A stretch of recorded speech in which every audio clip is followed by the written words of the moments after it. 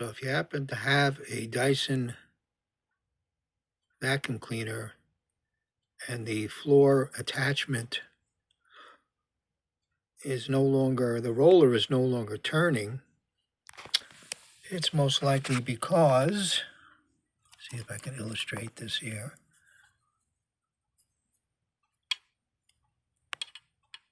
You got a red wire and a black wire. They go to the motor, and as you can see, the red wire is broken. The trick is going to be getting in there to repair that wire. That'll be in part 2.